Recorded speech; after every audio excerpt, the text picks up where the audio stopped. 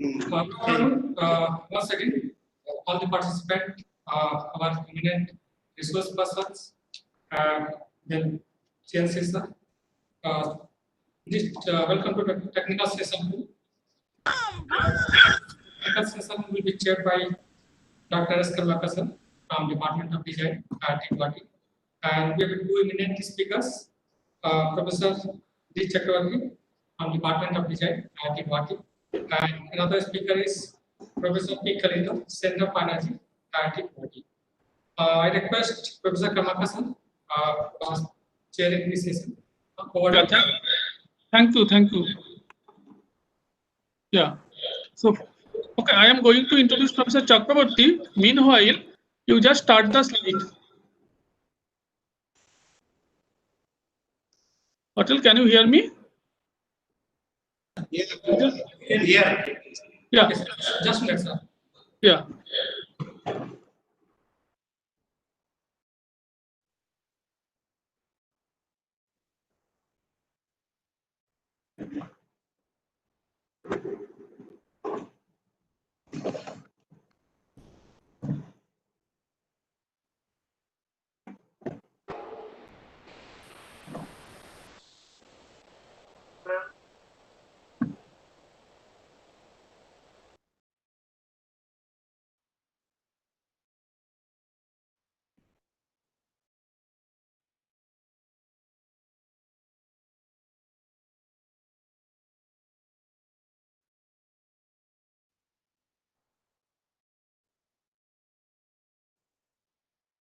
Okay, meanwhile, I am introducing Professor Chakravarti.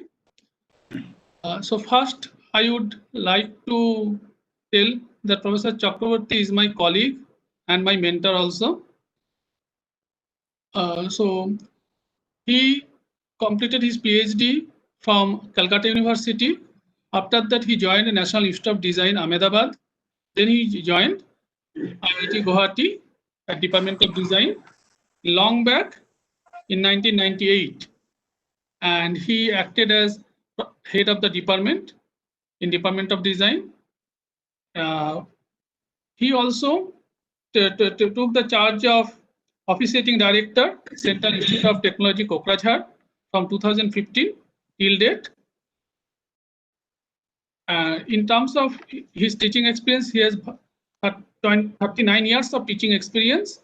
And during this teaching experience, so many students completed PhD under his guidance.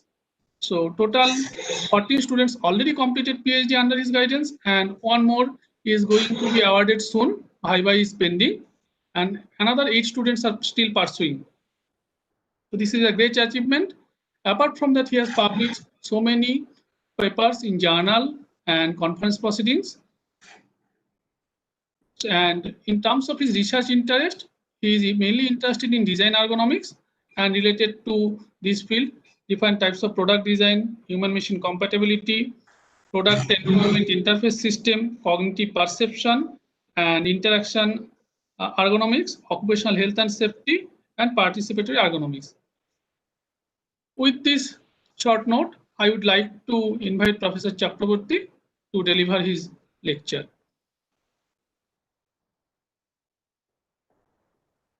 Yeah. So, Professor Chakravarti. Yeah. Thank you very much for nice introduction. Just I am waiting for that slide to be uploaded. Yeah. Please wait for some time. Yeah, it's coming, I think. Yeah. So they are uploading. Okay. Please wait. Okay.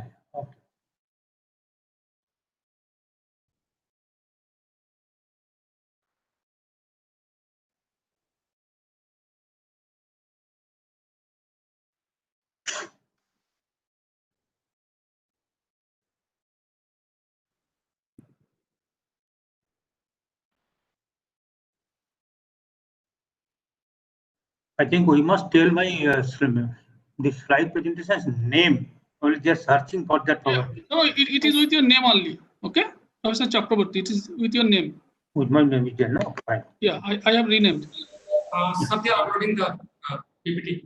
Just a couple of minutes. Yeah, no problem. No problem. No problem.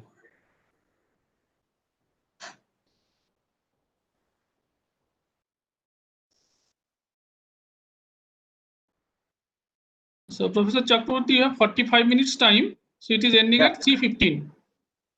Okay, no problem. I will try to manage within that. Yeah.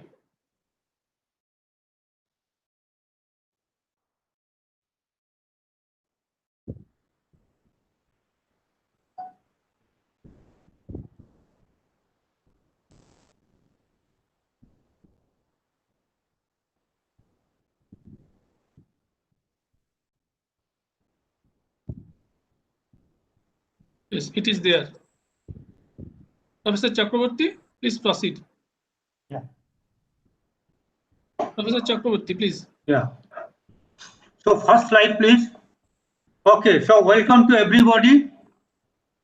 Now I wish to share some issues of design research intervention viewing rural development. Next slide, please. Next. So now, next.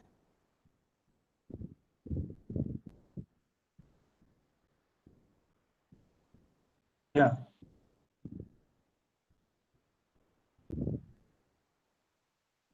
Please move for the next slide. Yeah. Next.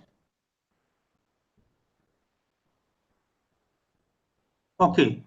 So now, why we need and what we need. Just if we can, I think the morning sessions, Professor Socioeconomic and two other my colleagues have presented the need and what is the design requirement, etc., and then the societal requirement with entrepreneurship. So main matter is that to retain people at their own location with comfort of urban facilities, that is the most required thing. So for that only, we are trying to do what can be done to retain people in their own location, that is a rural setup kind of thing. So now, and also the present need is that how to increase the interaction between rural and urban population. For that two scenario, how we can interact. If we can interact, then there will be communication.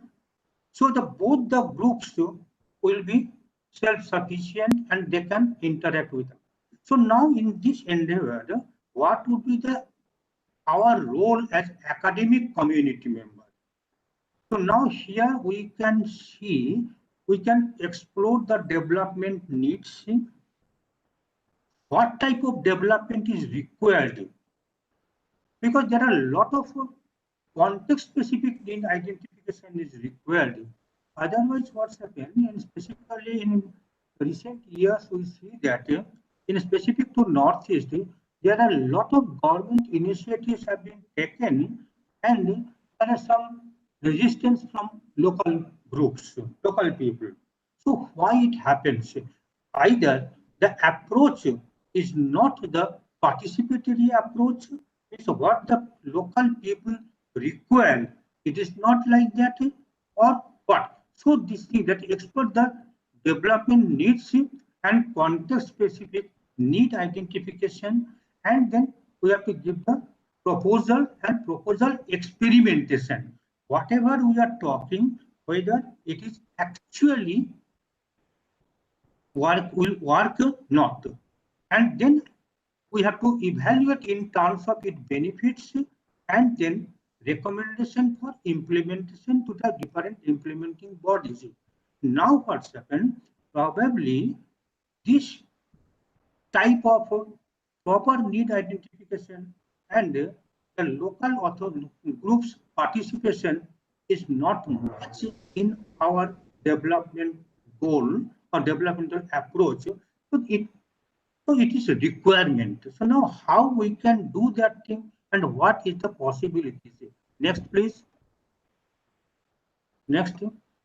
So now specifically for Northeast, one question comes, that is universality. Means the natural resources and context, whatever we have a natural resource and the life context, the traditional practice, we have to go with that. One example we can give that now human resource upgradation and well-being.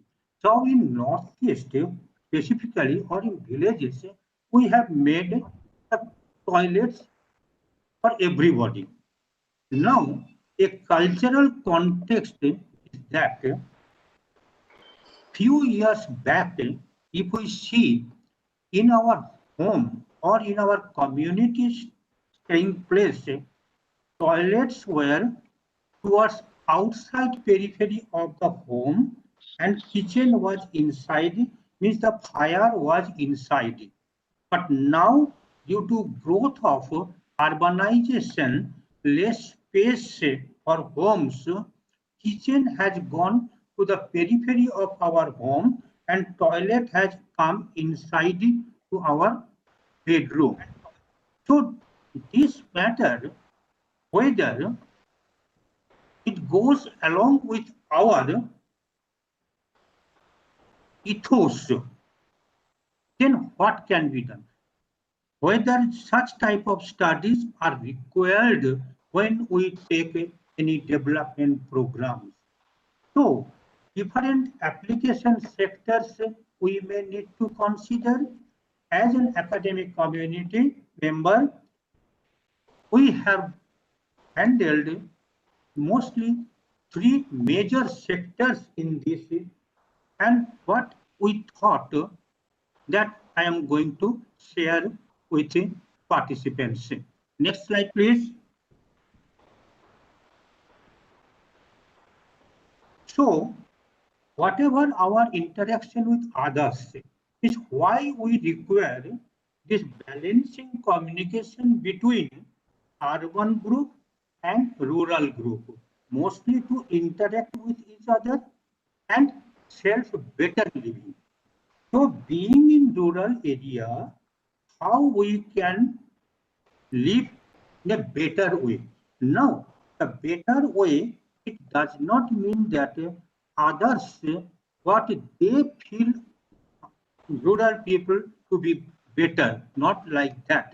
So the matter should come from inside the community, those who are living in that rural area. So here, seeing the Northeast specific requirement, what we have identified 3 major areas and that work is going on, like tourism area, cultural heritage area, and local produces. Local produces means dress material, food products, food produces, etc. Next slide, please. Now the question comes, what is the technology intervention? Now technology intervention may be looked through academic input like design research and design ideation. Now, what is design at this moment? The design is a plan of ideation, whatever I feel it would be or it might be, so then you have to plan for that, how it can be possible and execute a utility issue and execute that. So that is the design. Now, while making that thing, we do require some design research. Otherwise, it will be an appropriate application of some thoughts, but it may not be made more and more implications in the community. Next slide, please. Now, for this, we require both skill and knowledge. Now, as Unnat Bharat Abhiyan, it has an academic linking. So in this, if we feel that mostly in the technology institutes, we have bachelor degree, master's degree, and PhD degree. But what we feel here, we feel that PhD degree, it tunes a person to a maturity level where he is independent to think about why and also get ways to execute the how. Whereas degree of bachelor and masters mostly to devote to skill perfection to satisfy the present need, and it becomes as a prerequisite groundwork to undertake research work. So I urge all the students and even the faculty members to look into this issue, that for development of any kind, it should have a good research. Means it should have a skill and knowledge component both. Next. Next, please. So now, just one example I can give you here. Now I'll give some examples how we handle this issue. Suppose this is a tea garden area. Now tea garden is very well known in this place, but here, and also we know that for productivity increment, this type of hand plucking is not good at this moment. So people are bringing in the different mechanized machines and shearing devices. But while operating and using this, it is found that quantity production is more, but quality reduces. So many garden owners, they are still preferring this hand plucking. So then, if we have to encourage this hand plucking, we have to give some occupational benefit to these pluckers. The occupational benefit, if we have to give it, then we have to first see how they work, what are the problems they are facing, and where we can identify. So here, if we see that the main risk factor for plucking the steel leaf or the production relevant requirement is that problem issue is that posture.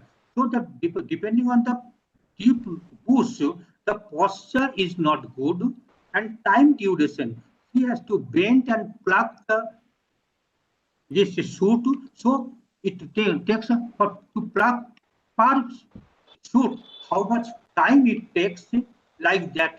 So time duration and force, how much force it requires to pluck it. So now if these three, if any one we can reduce, then obviously our total risk will be reduced and comfort will be increased.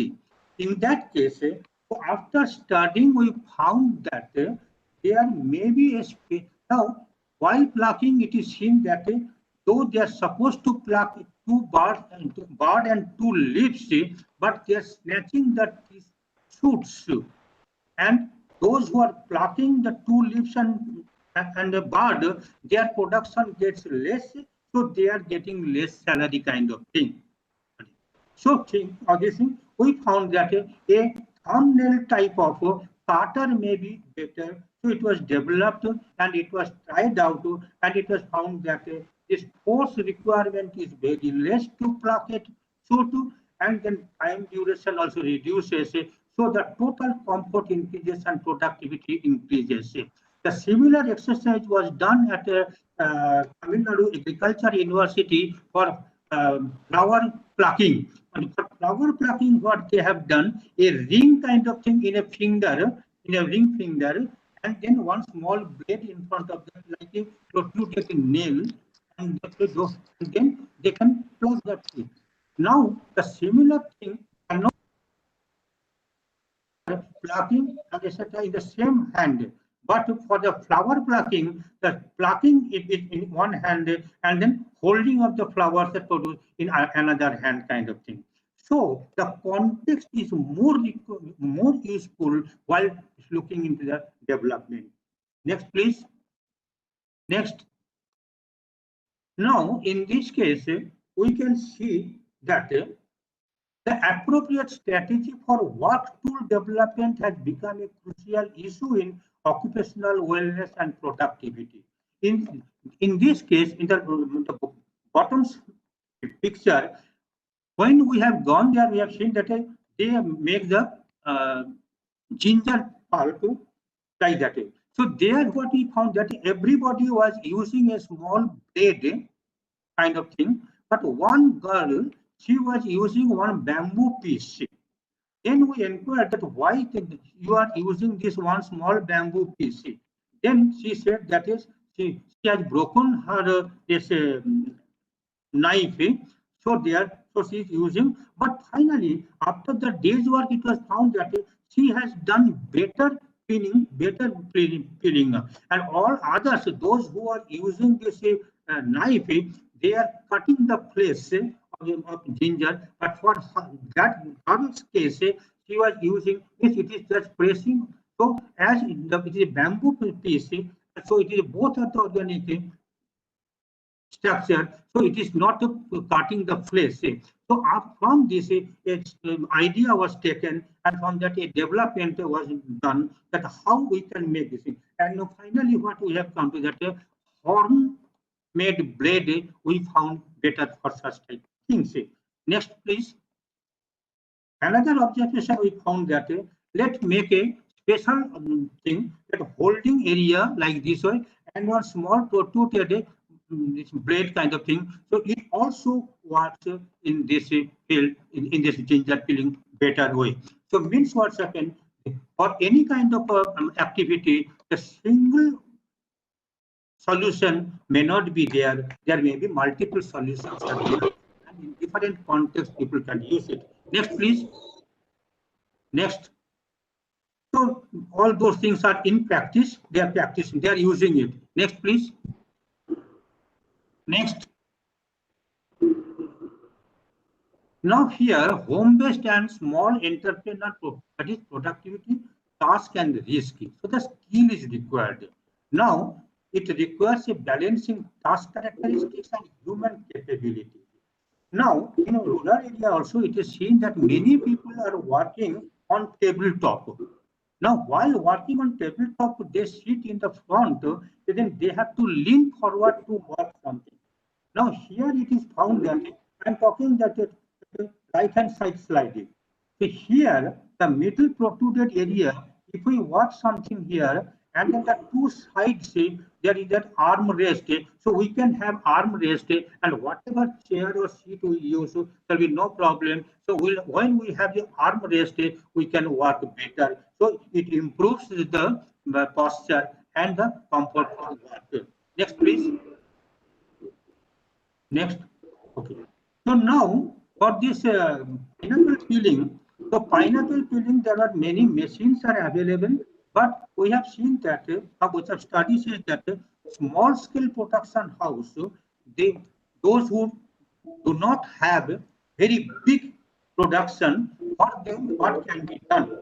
So in the hand scaling and etc., it has lot of problems. After studying all the things, this such type of a small product was developed.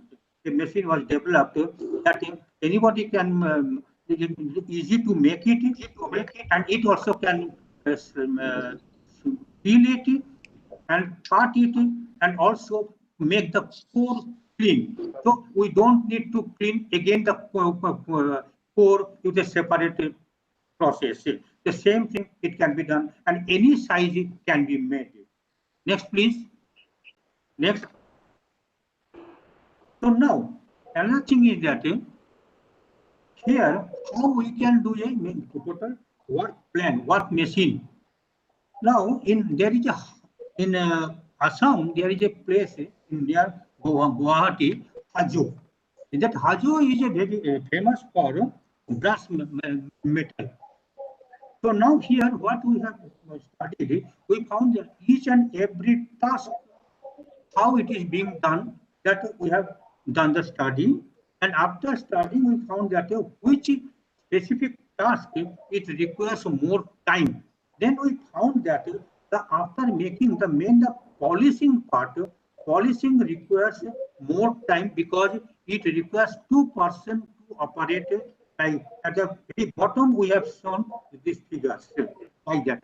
So here what's happened, all other activities can be done by single person of his own time, but here one for both persons are dependent to each other. If one person stops in pulling, this threads, and then another person who is polishing with a knife. If anyone stops, then the product, then what stops? So for that, what we found that we made a small workstation. Here was a height adjustable table was made, and specifically was sitting on floor. It is improved for a sitting in a cycle seat kind of thing, and here a handle is provided to hold the knife for the purchaser for to use the this polishing like that way, and there is a motor was fitted. When the power supply is there, motor can be used to rotate this shaft, and when the because in this region or in rural area, power supply is not very good. When the power supply is not there, the manual rotation can also be possible. So by this way, the dependency on other person is reduced and the work condition is also improved. Now the thing is that still it requires two persons when we require. So till this level, one PhD work was done. Now the thing is that after this, another this work was furthered that why not we can use single person. So the right hand side the machine was developed like this way. So what's the same principles are used here. Motor is also there, and then the sewing machine type of pedal is given here, so that when power is not there, the one person can rotate it and chisel it, and there is an armrest and etc. All are provided. When it is not, the power is there, the power motor can be used. Next slide, please. So now, the thing is that issue of sustainability. Now here it says that when we are breaking the egg, so we are killing the possibility. Next, please. Next slide. Here, but after hatching, if the when the so after hatching, when this egg breaks, it gives a life. So effort means developmental effort given from outside, it kills the possibility. When it comes from inside, means the participatory approach, it explores and creates like that. So there will be need is more participatory approach from the locals. Next slide. So system approach to be taken, that is for ideation and the trust. Trust means yes, the development is good for us. Next, please. Next.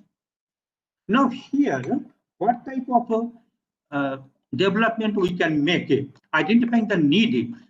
So the need is an immediate need, perceived need, and created need. But one small story I can tell from this slide that what after seeing this slide, what it says that this girl requires a footwear if she goes outside the home. Then immediate need is that to provide her a chappal, a footwear. Fine. So this is the first and initiative, the development initiative that we see that okay, this is the problem issues. Give this. Then perceived. Perceived that if we perceive that after few years or different type of old ladies, they when they wear a chappal, then then as there is not good coordination between two legs, so the chappal can move away from the foot, means it slips off. So what's happened? A belt is required to keep the chappal in the foot. So these are the perceived need, means what would be the next requirement. Now the created need, that is the most requirement for the sustainable development.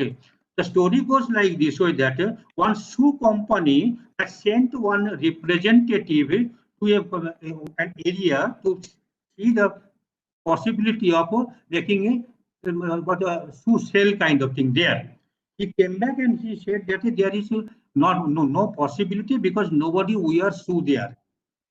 Then after some time, another person was sent there He came back and he said that not only to sell, we can start a shoe factory there. How come?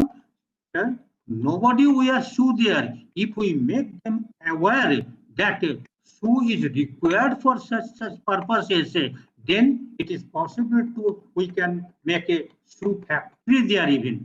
So for rural development, that need, anticipated need, many times we don't consider, we always consider immediate and perceived need. So to have this anticipated need, a good research work is required. So as a community, as an academic community member, I would urge the PhD spine program in technology program courses may be required. That I'll come now. Next, please. Next. Yeah. So now we are seeing that micro tourism concept. That's another concept I am giving. So that's Guwahati. So next, please. Next slide. Next slide. Yeah. So in this slide, you can say that one side is bottom side is that South Guwahati, that is the main Guwahati city, and the upper side is the North Guwahati. So now there is now how we can increase the visibility and interaction between outside people and with the local people. Mostly those who are coming to this northeast, they come to Guwahati as a gateway and then they disperse, but they don't move away here and there. So a possibility area was looked at where this marked area was considered for study, and what we have done that we have shown. Next slide, please. Next slide, please. Next slide. Next slide. Yeah. So here for 7, there are many things are available. Many things are available that sustainability, comfort, and etc. all are required. So there are heritage sites are also there. How we can improve. Next slide, please. Next. So now all this, whatever I am showing here in the photographs, these photographs.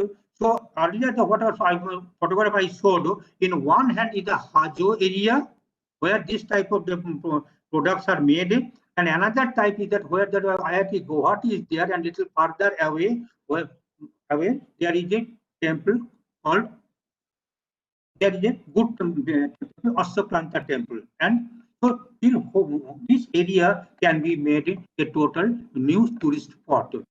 So here, what we said that we may have a craft hub kind of thing where the visitors also can come and can see all the things, buy the things, and can spend some time with these people. Next slide, please. So now, how to make it more better way? So earlier the slides we have shown that one area is that of hill portion, then river, and the small islands are there. So now here, if we make such type of development, means along the craft center, the sidewalk can be built and viewpoint are built, which would be connected through the bridge. So people can stay in this Assam type house, they can get a feel of this land, and then they can explore this. And this river, inside the river, that island area, there it may be that this half kind of thing that should explore, and people can also experience the scenarios. Next, please. Next slide. Now here, the North Guwahati side has, there are many good satras are there. So this is one panoramic view of Aunati Satra. Satra means that is that here the local pilgrimage place. So that can be also brought under this tourism area. And while going to that area, on the bank of Brahmaputra, that road, at the bottom, A is mentioned here, A part, this is like this way. So now we want to make it as a B type of experience. So So some of the things are made like this way, and to have this so that visitors can come and do like this way. Next slide, please. So now in the whole stretch from this Hajo to this Ashwapanta temple area, there will be a road connectivity, small road connectivity along with the Brahmaputra, so that it can be a cycling area kind of thing, or people can move around like that. So that path is shown here. Now this path, just from the A part, is from the top A portion is that the North Guwahati river side. Just we are trying to make it in the next right hand side, the plan for this like this way. So here what's happened, all the platforms, it looks like wood. Wood is not available. So it is a simulated wood filling to the concrete things kind of thing. Now the bottom one, the river side, the experience, and we can make it like this at the right hand side. So what's happened? The south bank is the Guwahati city, and the north bank would be a very natural existence. Next, please. Next slide. So in that area, so these are the area like this that we can be made that type of experiments. And here there are also many other local theater group and etc. They are also there, so that it can be exposed to. Next slide, please. Next slide. So like that, so Assam's type of village experience can be given to them. Next slide, please. In that case, what's happened? Mostly when the tourism develops, the big companies come and they make the infrastructure. So all the benefit goes to them, but locals are not getting. So in this effort, it is made that local people will be the main organizer for such type of things. So this right hand side is shown that the pathway like this, and for that a special type of cycle was developed in our laboratory, that it can be used for travel, and all the luggage can also give in, and if it is flattened, then it can be used as a bed kind of thing for little sleep or little rest. Next slide, please. Next slide. So now the newness and need. Now the thing is that now I am coming to the craft area, that is that bamboo craft and etc. Now everybody says that bamboo craft is very good for Northeast, but bamboo craft, those who are making this bamboo craft, they are not happy to use this bamboo craft because they need something else from outside. But others, those aristocrats, they feel that bamboo craft and etc. it is very good, handmade. So they get that value from that. So next, please. In that case, next slide. So there are some development people have done in some Delhi, one group. They have done that old tires to be used as a sitting arrangement. But now the thing is that who will use this and where we can use it. So the context. Now I'm coming to the context specific development. Next, please. Next. Now these are the some of the development was done here, but it is for the common use. Next, please. Next. Now such type of development is also there. It says that different experience with different context application of same ergonomics issues. Means while sitting there are some ergonomic issues, and the Professor Dr. Saugata Karmakar in the morning session has mentioned this thing what is required. Here what's happened, people can sit and people can get good comfort of the chair. So it is a good thing. People accepted it. Next. Next. This type of development is also there. People also have accepted it. Next, please. So here newness is coming. Next, please. Now the newness has come with the bamboo. But the thing is that who prefers it? Next slide, please. Next slide. Such type of development, the new development requirement, people have done. So here what's now this here looks very nice, very aesthetic. Next slide, please. But whether it is useful, Next slide. Next. Now, newness is okay. Whether how far it is useful. Now, if we want to sit on this chair, this yellow line is our buttock line. If we sit, it is not matching. So, whether the seat structure fits to our body, then newness versus body requirement, it does not work. Then, can we say that this newness development is wrong or bad? Next slide, please. Context of experience. If the use context is changes, when sitting is not a constraint, this gives an experience. Now we require a good chair with broad bottom back space and etc. when we require to sit for longer time. But this type of things we can use near river bed or in party plots or maybe some park kind of thing where people can get access from many sides. They can use this chair as in whenever they use. Even they can sit it, keeping this backrest towards the front, like hugging like this way. So, and it is that way they are not supposed to sit for longer time here.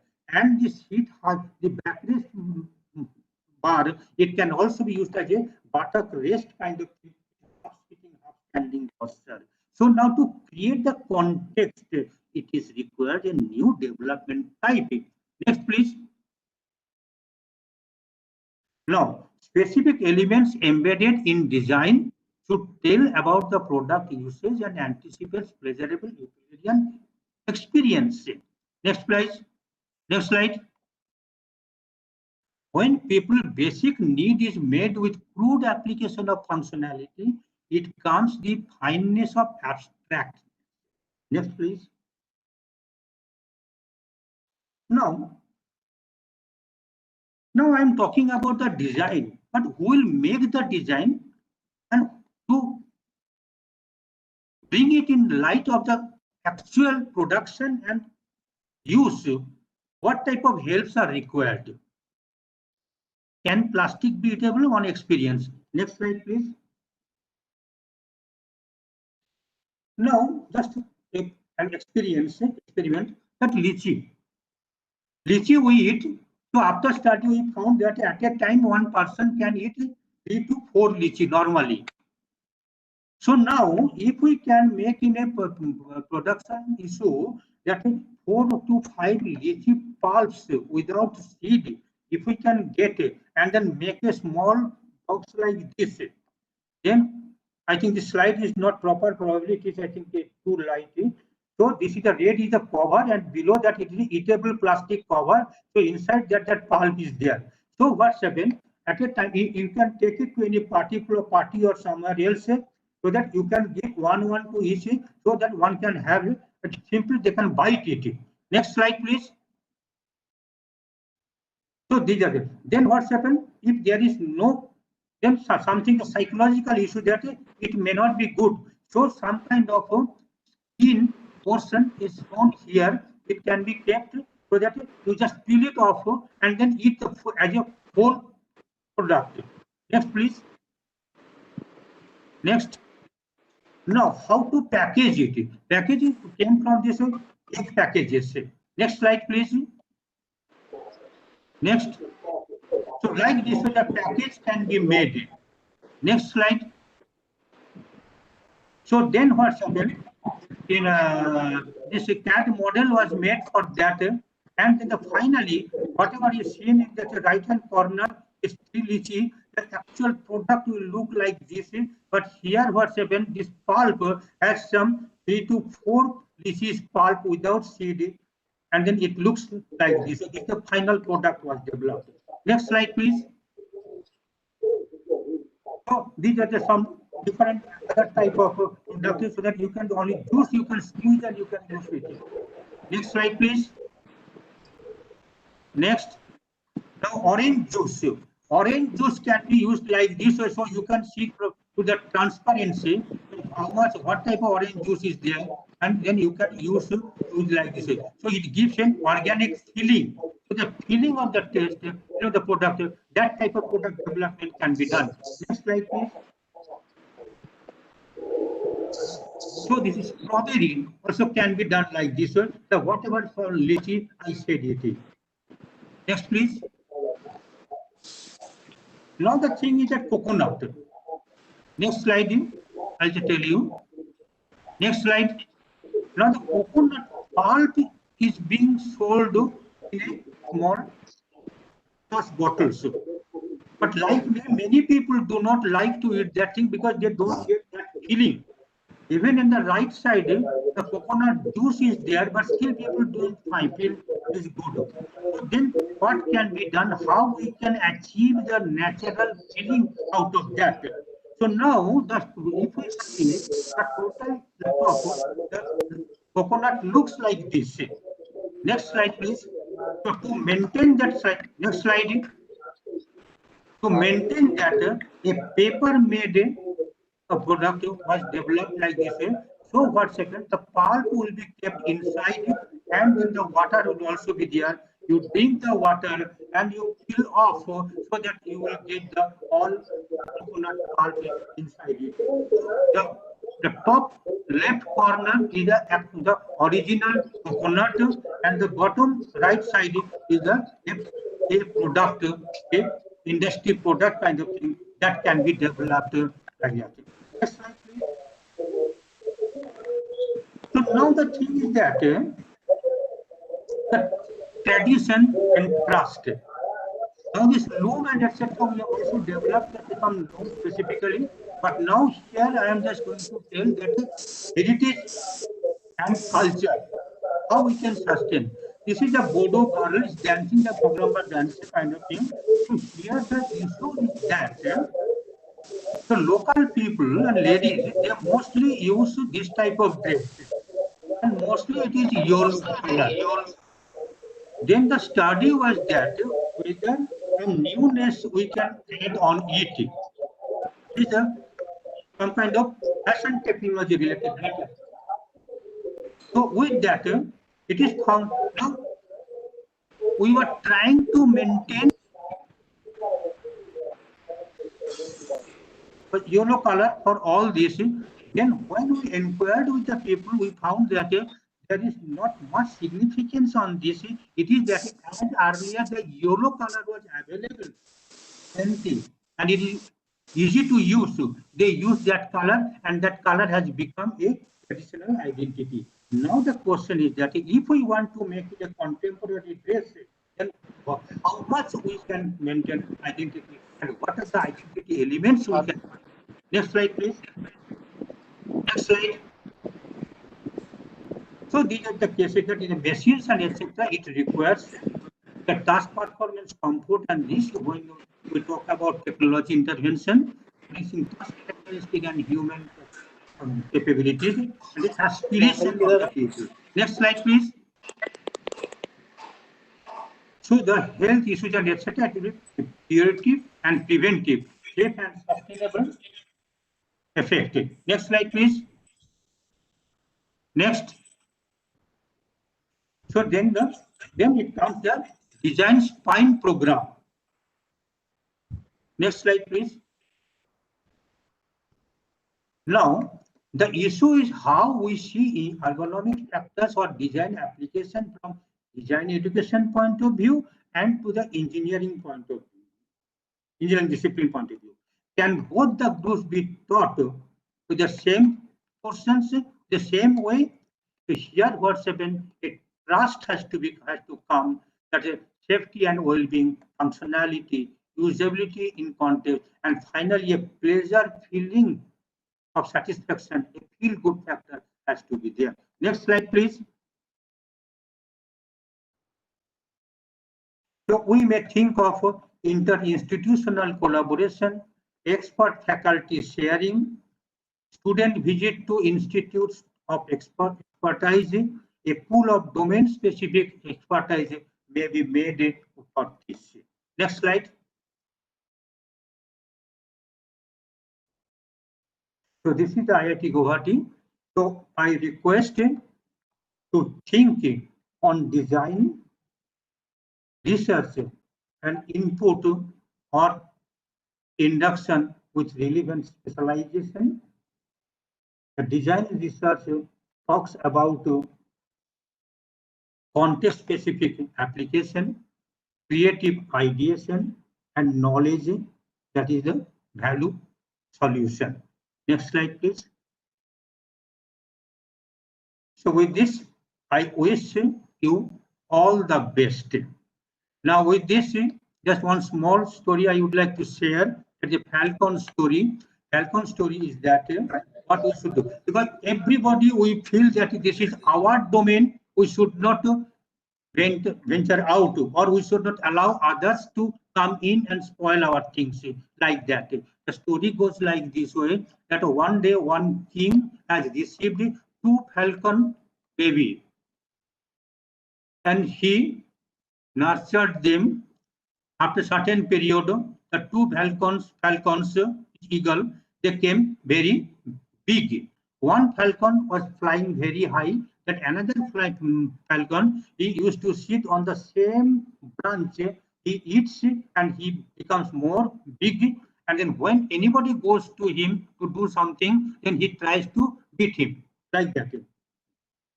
Then king thought that perhaps it is a bad falcon. So he asked some trainer, and all trainers, they failed, and finally he announced that if anyone can make him fly, then he will get some good amount. One villager, he came and he said that I'll try. Next day morning, when king was roaming in his garden, he saw that the second falcon was flying very high, and he called that village fellow and asked, what you have done, what training you gave, that so many trainers could not do what you have done this.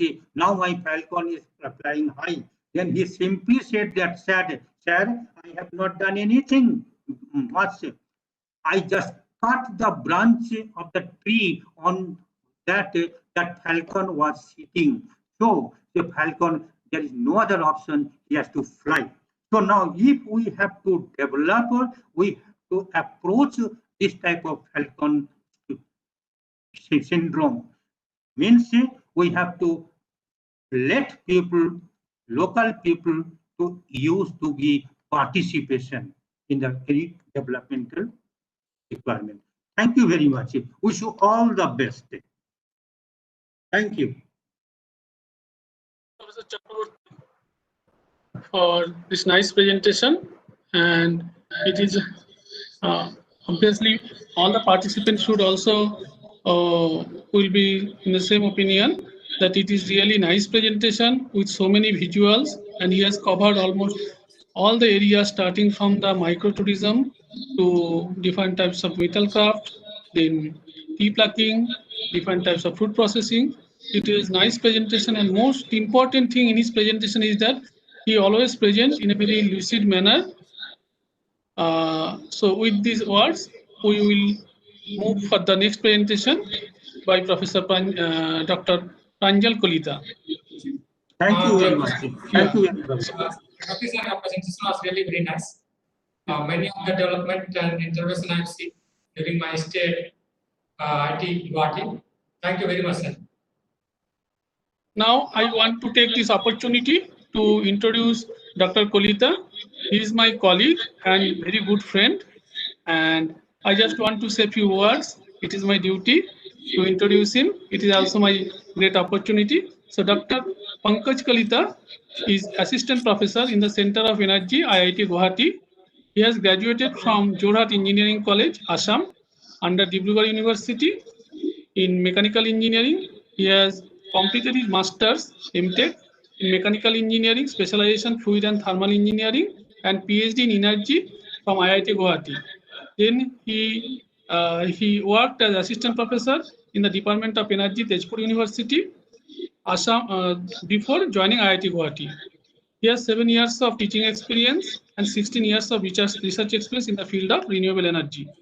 He has published 37 peer-reviewed research papers in various reputed journals and books chapters, and more than 20 conference papers. He is recipient of Distinguished Visiting Fellow Award by the University of Nottingham, United UK in the year 2010. He was also selected for attending prestigious India-UK Young Scientist Networking Conference on Low Carbon Technologies held during 2nd to 3rd December 2009 in Kolkata, organized by British Council. He has also represented IIT Guwahati in second winter school at Gifu University, Japan in 2016. With these few words, I would like to request Dr. Pankaj Kalita to start the session. Dr. Pankaj Kalita, please.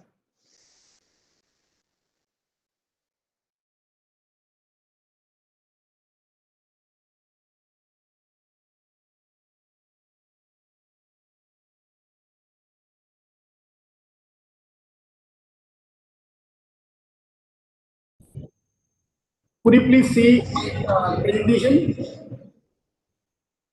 Yes, it was there. You make it full screen. Please make it full screen. It's fine. Yeah, it's fine. Please proceed. Go ahead. Yeah, So, please. thank you very much, Professor Kalita. So, it's a very good introduction.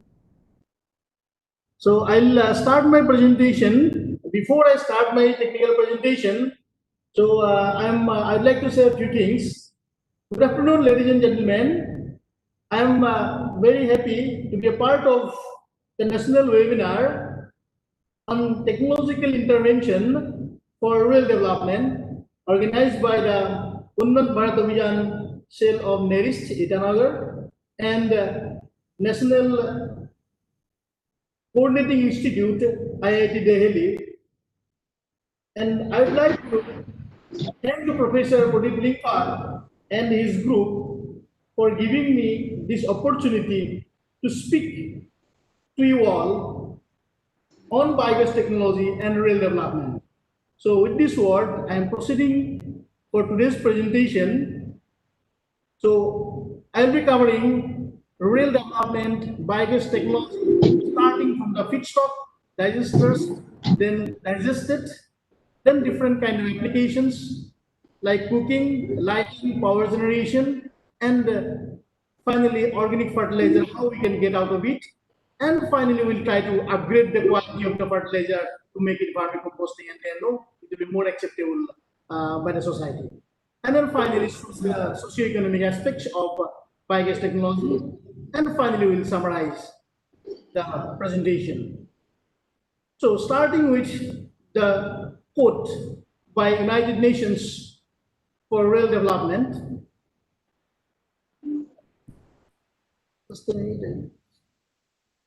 Rural development is a process of sense by which the efforts of the people themselves are united, those of government authorities to improve their economic, social, and cultural conditions of communities into the life of the nation, and to enable them to contribute fully to national programs. So now come to our today's presentations on biogas technology and appropriate technology for rural development. So without delay, let us enlighten biogas technology. There are different methods like aerobic and anaerobic. Okay, so when we say aerobic, that means the microbial activity will be in presence of air, and when we say anaerobic, though no air will be there to act on the microorganisms on the organic matter. So this is a typical biogas plant. It composed of an inlet tank, a fermentation chamber, which is called digester, and then outlet tank. In the inlet tank, what we do, we mix slurry, means like feedstock and then water, and then we feed it to fermentation chamber where microbial activity will take place and biogas will be generated, which is a composition of methane and carbon dioxide. Traces amount of hydrogen sulfide and other gaseous elements are also present. And finally, after digestion is over, what we will get? It's a good quality manure that can be directly applied to the paddy fields. So when we concentrate about gas generation from the digester, that can be applied for cooking, that may be applied for heating applications, and that may be applied for electricity generation. So now let us analyze some of the information about feedstock, what kind of feedstocks we can use in a biogas plant. It may be kettle dung, maybe vegetable waste, maybe co-digestions, maybe kettle dung and vegetable waste mixture, and additives. Sometimes we can use orange peel as additive, which enhances the biogas production rate significantly. Sometimes newspaper, then tea waste. Now we move to the fermentation chamber, where microbial activity will take place, and then we must define one term called hydraulic retention time. That means the amount of digestate which is retained in the fermentation chamber, means how many days the substrate will be retained in the biogas plant. This hydraulic retention time is inversely proportional to the temperature of the location, and then directly proportional to the cost, because if hydraulic retention time increases, then no size of the reactor will increase, and then that is related to the cost of the unit. And of course, this is one of the design parameter. And finally, we'll go for fertilizer. So the red dashes, what you can see, will move by this way. First, inlet will concentrate about the feedstock, then fermentation, then we will concentrate about the enhancement of the quality of the fertilizer. And there are some challenges like purification of biogas. So how to purify the biogas? If you can purify it, that can resemble like our natural gas. As we have said, this biogas is nothing but a composition of methane and carbon dioxide, and it produced through the decomposition of organic matter by anaerobic bacteria in absence of oxygen, when we talk about anaerobic digestion. And this composition of the gases depends on the feedstock. Okay, so selection of feedstock is very, very important as far as our biogas generation is concerned. Of course, we must know the impact of methane on the climate change. So as you know, this marsh gas, when there was no biogas plants, so there was no swampy gas was generated and that was burned sometimes. Okay, so that emits huge amount of carbon dioxide equivalent gas. So this methane is a major greenhouse gas, which is about times dangerous than carbon dioxide. Okay, so that information we must know. This slide shows about installed biogas capacity in India and world. So in India, as you can see, this installed capacity is increasing. If we consider for the year 2009, what we can see that India's installed capacity is about 16 megawatt equivalent energy. And in case of world scenario, if you pay attention, you can see this world energy generation is about 20,000 megawatt, which is equivalent to 20 gigawatt. So you can realize the importance of this technology as far as power generation is concerned. Now let us see about the advantages of utilizing this technology. The first advantage is this anaerobic digestion of waste material is used to produce renewable energy. And then second bullet point is to produce fuel and fertilizer with better quality. And then it's energy security. For example, this energy requirement of some industries can be fulfilled through anaerobic digestions of waste generated within the industry.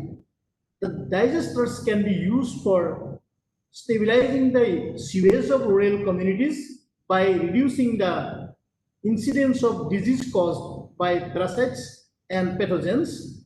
It reduces greenhouse effect, as you can understand now. It reduces landfills. Now, we'll again give some importance on the feedstock, but since we must know the capability of the feedstock to generate biogas. Okay, so list is something like we can use kettle dung, vegetable waste, kitchen waste, organic matter which is collected from the municipal solid waste, then lignocellulosic biomasses. Okay, so if we look into this table, it shows the production rate and gas yield of different raw materials. So if we see this, in case of cow dung, it produces about 0.34 cubic meter of gas per kg of dry matter.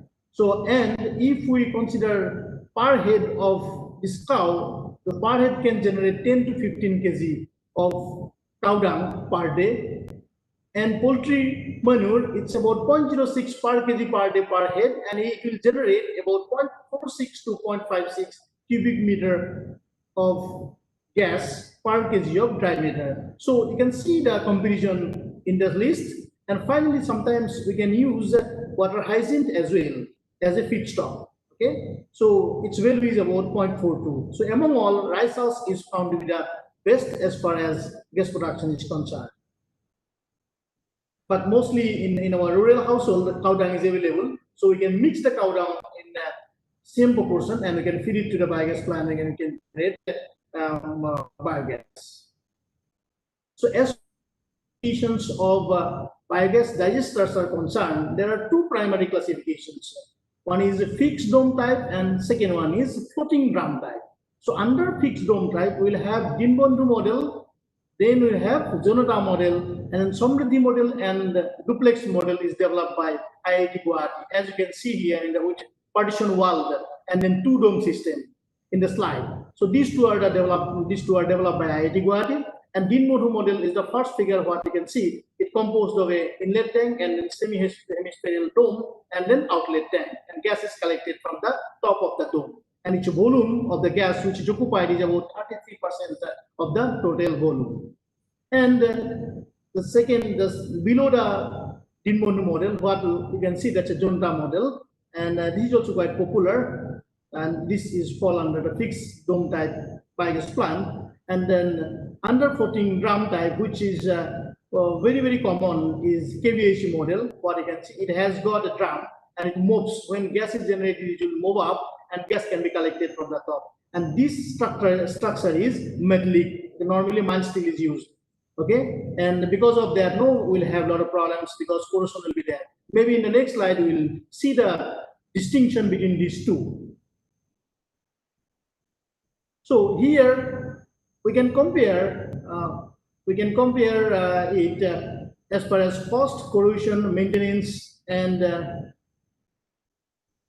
thermal insulation, then scrum troubles, then scum breaking. Okay, so in case of floating drum, its cost is somewhat higher compared to fixed dome type biogas plant, and corrosion is very high because metallic structure is present.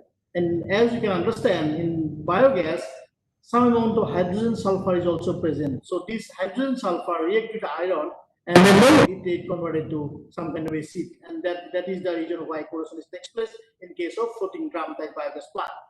And this is not an issue in case of fixed dome type biogas plant. And maintenance is more in case of floating drum, and it is less in case of fixed dome type biogas plant. And thermal insulation, because as you can understand now, it's a metallic structure, so thermal insulation is bad because heat loss will take place faster because conductivity of the metal is higher compared to the what we use in case of fixed dome type biogas plant like cement and bricks, right? And then here in case of floating drum, we need not to worry about this scum breaking. So normally what happens in case of biogas plant, at the interface of gas and liquid, one membrane is formed. Sometimes this membrane is so thick that the gas cannot break the membrane, and then it escapes from the outlet tank. Sorry, the outlet tank, or maybe from the outlet tank. Okay. So this breaking of this scum, we need to have some kind of arrangement. Normally, in case of popular biogas plant, this mission or RET people, they visit those sites and they suggest to use bamboo sticks to break the scum. But this is not the practical solution. So we must do something to break the scum in order to have higher gas production. But this scum making is not an issue in case of floating drum because the drum can be rotated and that will break the scum. And in case of floating drum, we'll have constant gas pressure, but in case of fixed dome, we'll have variable gas pressure, which is very important in case of floating drum. And when we compare some kind of devices, because we need consistent pressure gas outlet.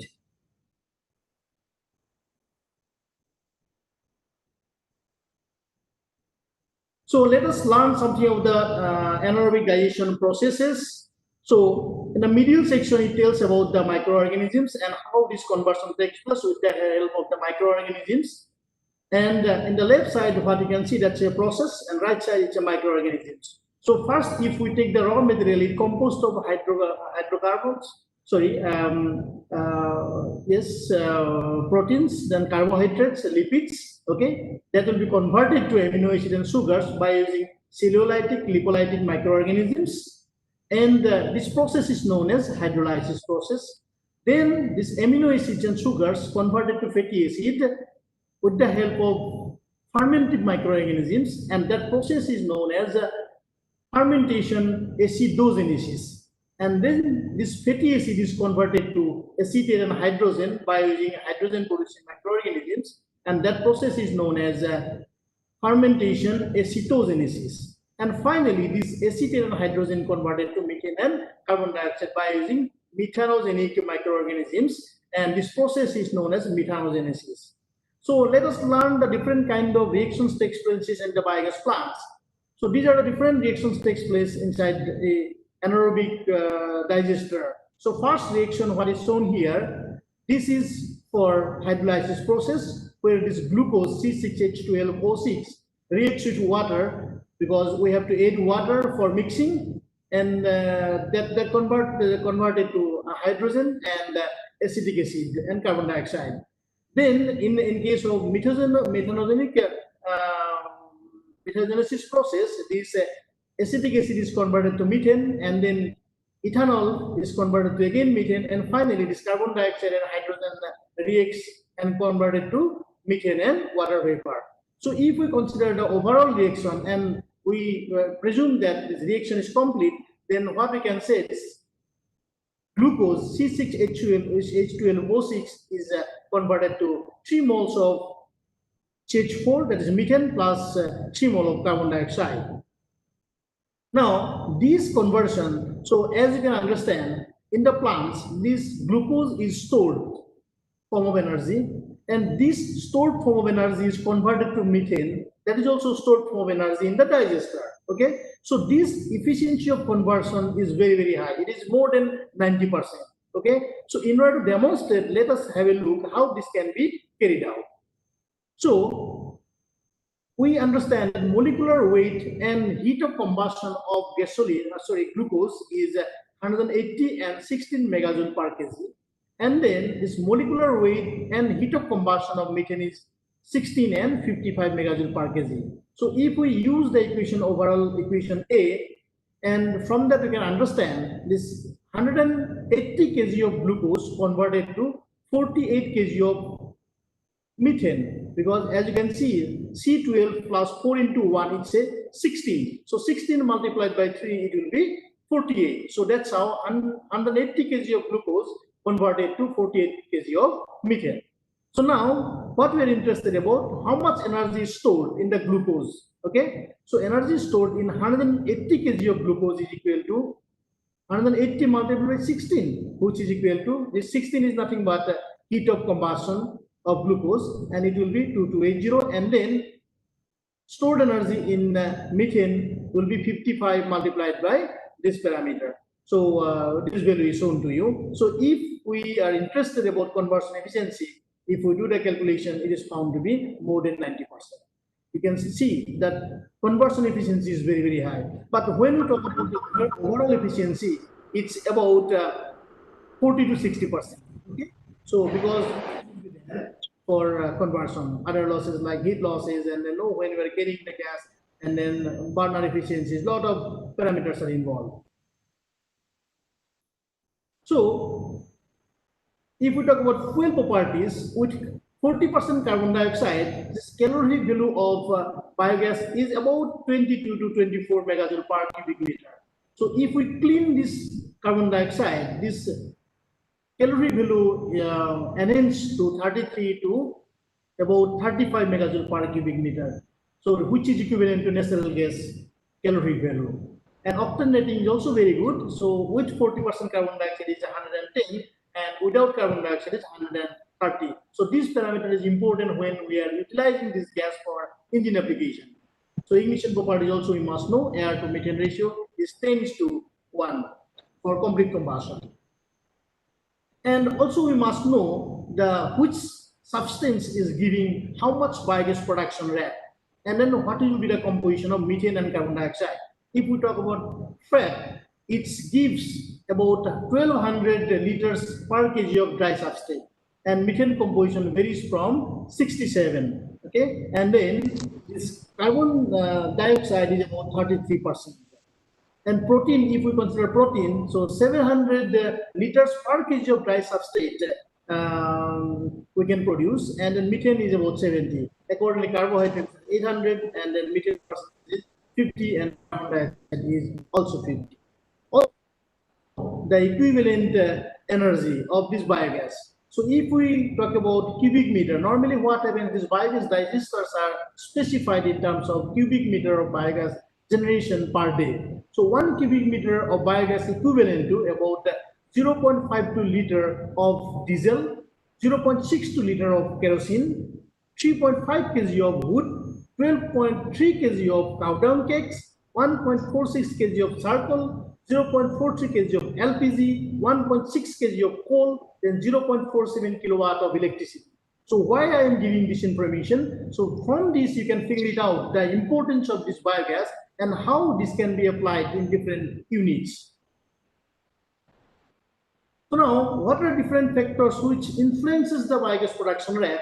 So firstly, it comes carbon and nitrogen ratio. So its optimum value is about 25 to 30:1.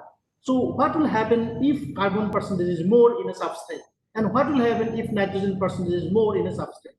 So if carbon percentage is more, then what will happen is microorganisms will cannot consume all the carbons, and then what will happen is acidic solution will be created. And if nitrogen percentage is more in the substrate, then what will happen? This nitrogen, excess nitrogen will react with hydrogen and it will produce ammonia, which is not good for the health of the microorganisms.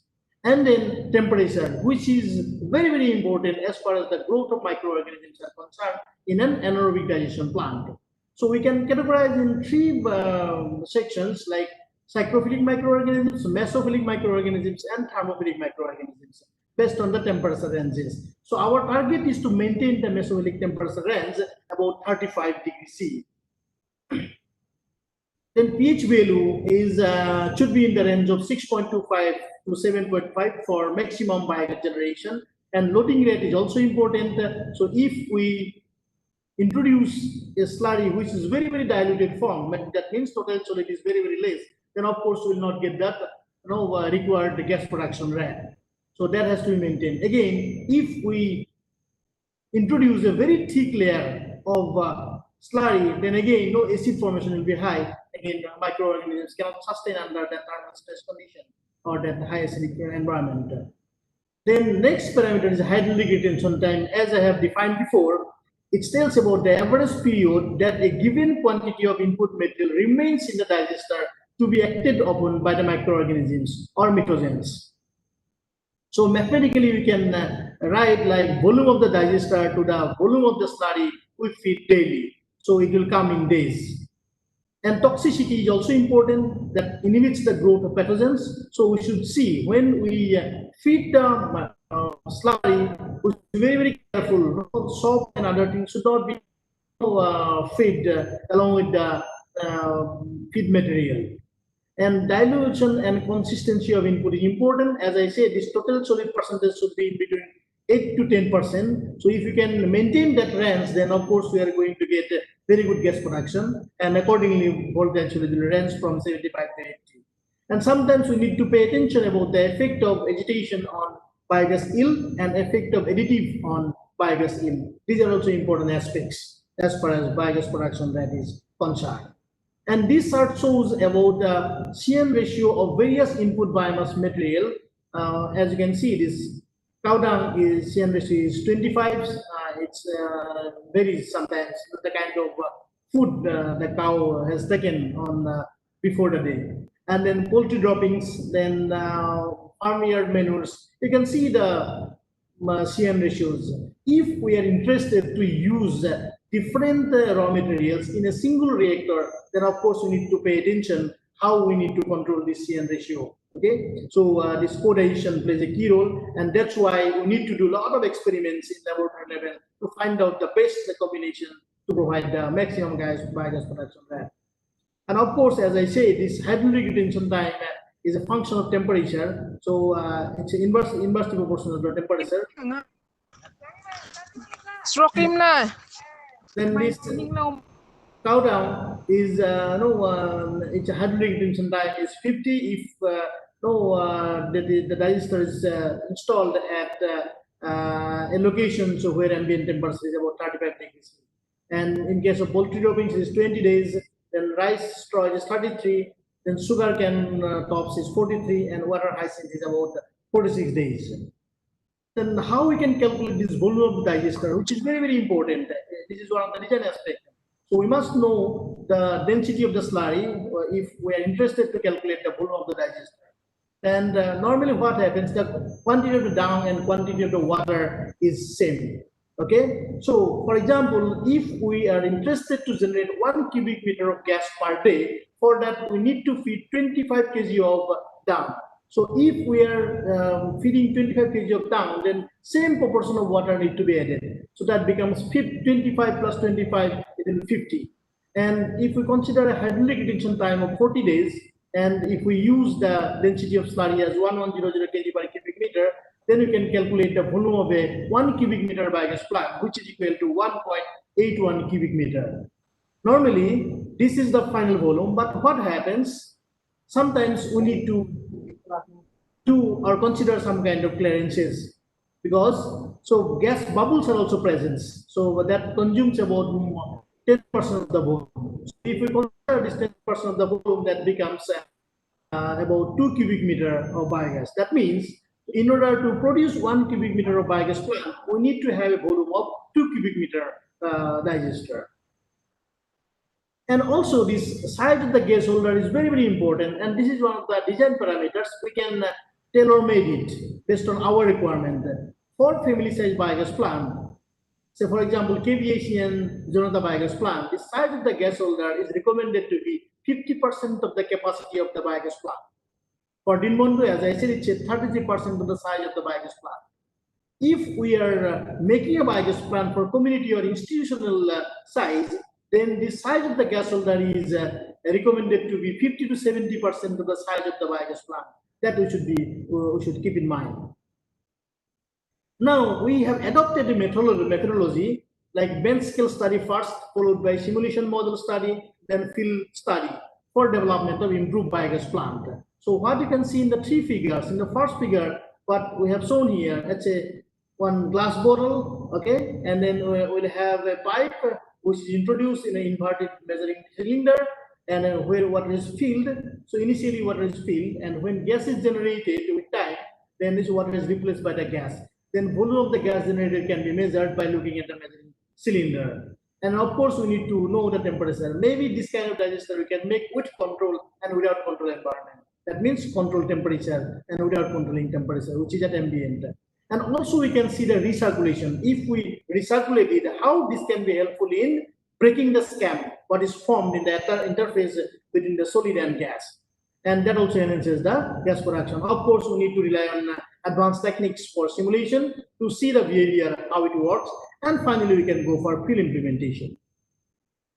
So these are some of the results of the experiments we have performed at our laboratory.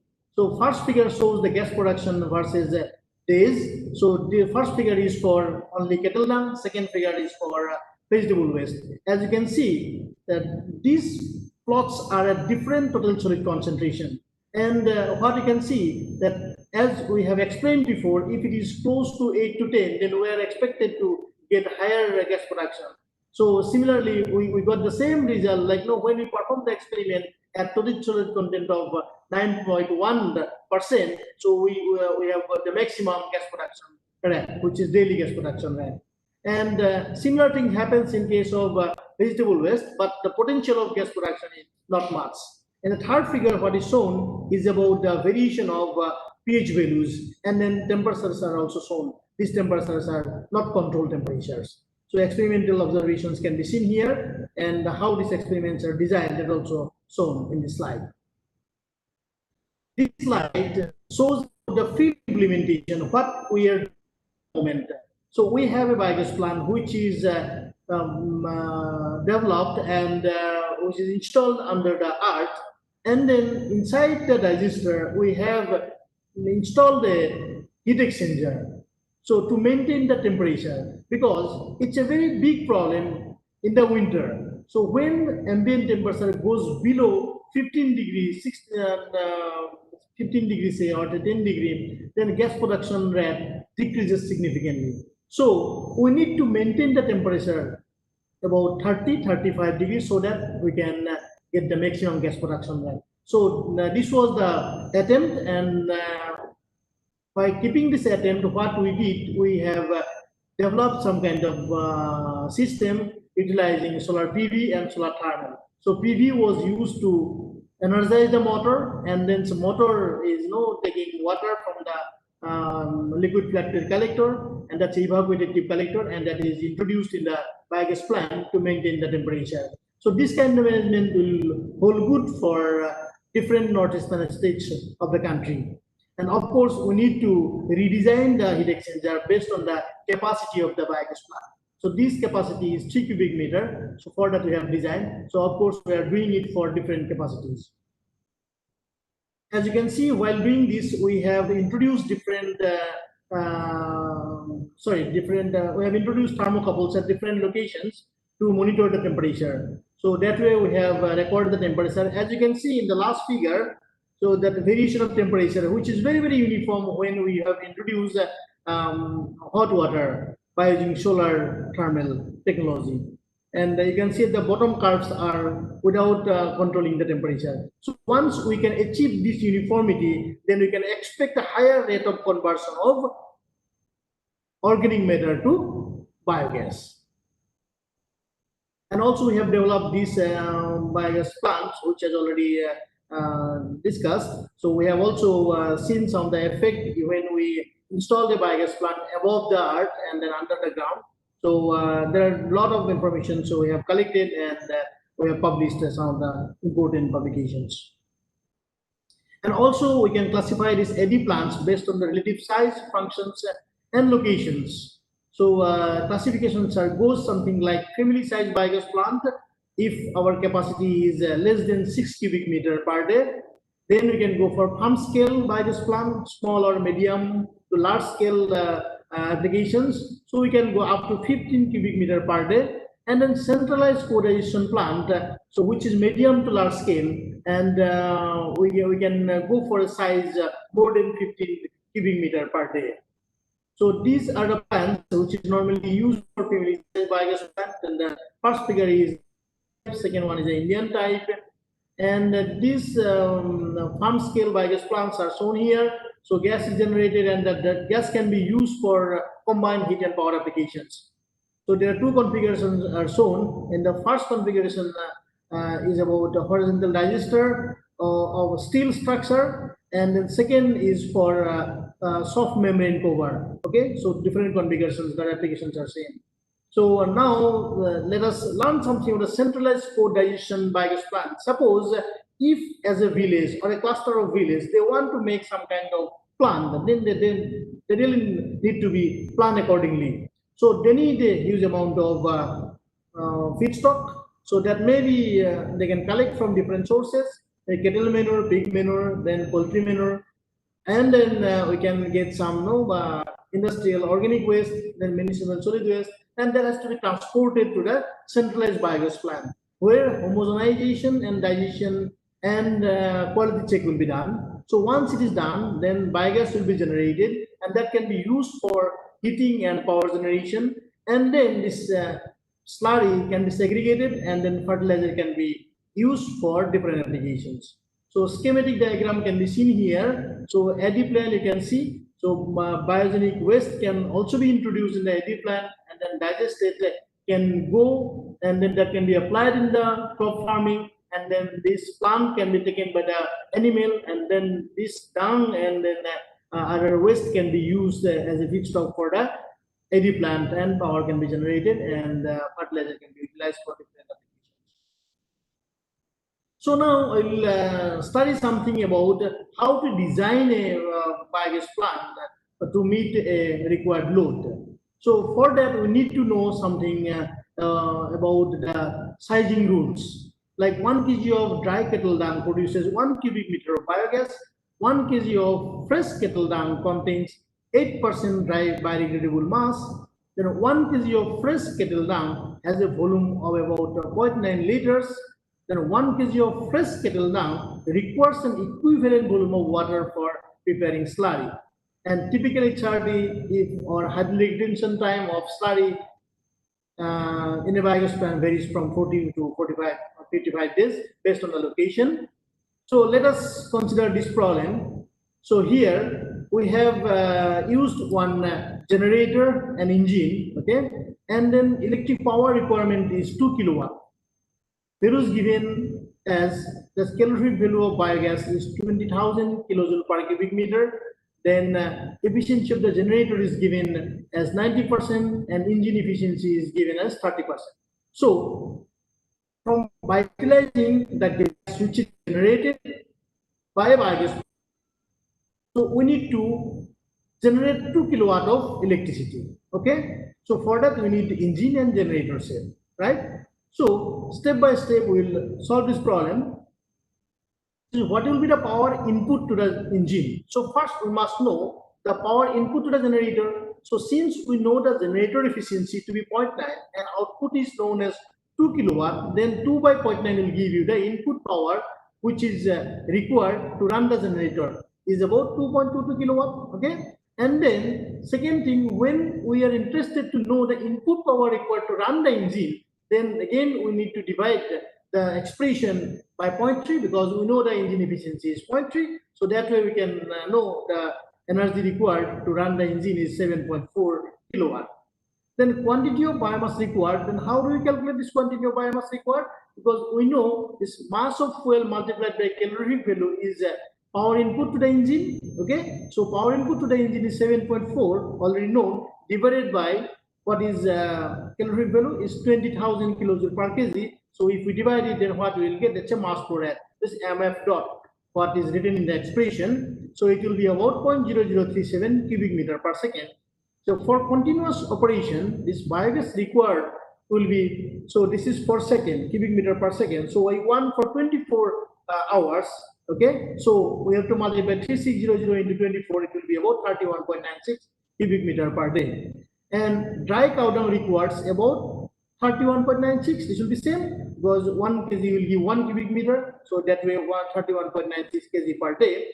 And this mass of fresh cow dung required will be 0.08 as we have already explained. So why this 0.0 is required. So it will be about because 31.6 is dry. So wet biomass we are talking about. So it will be about 400 kg per day. And as you understand, same amount of water to be added. Okay. So before that, volume of the fresh cow dung required will be 0.9 because that is also known to us. And same amount of water to be added. So it will become something like 359.6 multiplied by 2. So 2, it will be 719.2 liters per day. And we know hydrolytic retention time is 40 days. So that way we can calculate the volume of the digester is about 28,768 liters. So if we convert to cubic meter, it will be 29 cubic meter approximately. Okay, so that way we can design a biogas plant to meet our demand. So first we need to find out what will be the load, and accordingly we can size our biogas plant by considering the sizing rules. And what are the byproducts of this biogas plant? It's a slurry, which is a good fertilizer. So if we talk about the composition of this fertilizer, it is something like dry matter is 8%, organic matter is 72.6, drain is nitrogen, phosphorus is known, and CN ratio is about 20. And if we talk about the nutrients values, you can see the nutrient values of this slurry. It's a very good organic fertilizer. So if you are not happy with this, then of course we can go for upgradation. So how we can go for upgradation? We can go for vermicomposting. So what is vermicomposting? So we use vermis, and to produce this good quality manure, we need to make 3 different pits. The first pit is known as pre-compost pit, second pit is known as compost pit, and third pit is known as vermicompost pit. So this vermicompost process involves these 3 different pits. As you can see in the first pit, at the bottom we have to apply grass, then followed by waste, then biodegradable material, then cow dung slurry.